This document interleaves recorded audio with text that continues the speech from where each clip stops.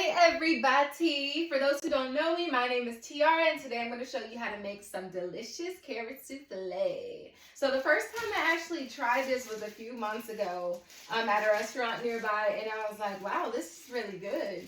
So in my head I'm like, maybe I can make it. If you're anything like me, when I go and I taste different things at different restaurants, then I like to see if I can go back and make it, because if I can make it one time, I can make it 2 times, 3 times, and even make it a part of like my family recipes. So today I'm going to show you how to make some carrot souffle. I did a test run a few weeks ago and served it to some people, and they were like, this is delicious.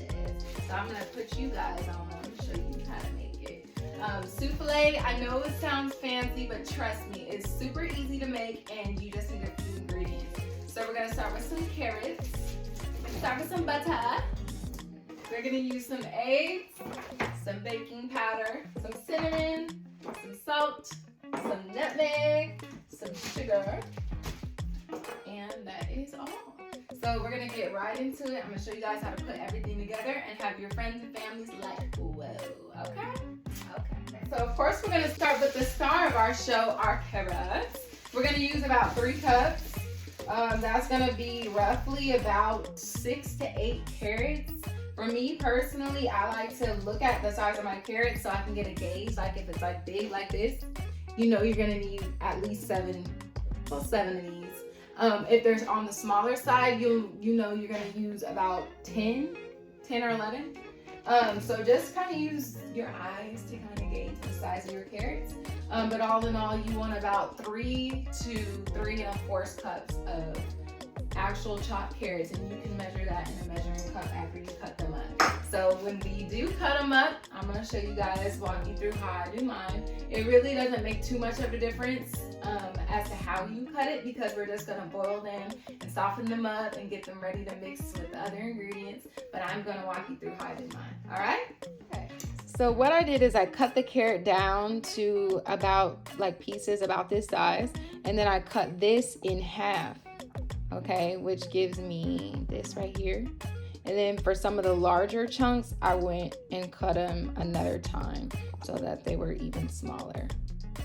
The goal here is to get them small enough so that they don't take too long to boil. And I'm just gonna show you, like some pieces like this, I'm gonna cut in half another time. Okay, because we're not trying to be out here waiting for carrots for hours to boil. All right. Okay, so this is a 1 cup measuring cup, and this is what one of the piles looks like. So yeah, you can see that this is about a cup. Don't worry about it kind of overflowing, because this is a chunkier measurement that we're making. So just don't worry about being precise too much. But you can see that this is about a cup. Next, we're going to fill our pot with water just until the carrots are covered, and we're going to put our pot on the stove and cook for 20 minutes. When the carrots are finished, we're going to strain them, and we're going to pulse them in a blender for about 10 seconds until they're pulsified. Add 1 teaspoon of salt.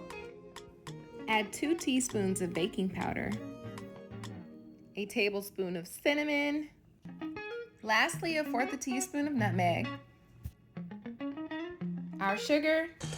Use either a hand mixer or a stand mixer to get the ingredients combined. Give it a quick mix. Mix in 1 egg at a time. And my personal favorite, the butter. One last mix, and now we're going to transfer it to our pan. Lastly, pour your deliciousness into a 9 by 9 inch pan, and don't forget to use a spatula to scrape the sides. We're going to bake it at 350 degrees for about 30 to 40 minutes until the toothpick comes out clean. Once it's done baking, use a sifter to top it with some powdered sugar, and voila! Thanks for watching, and let me know how you guys did in the comments.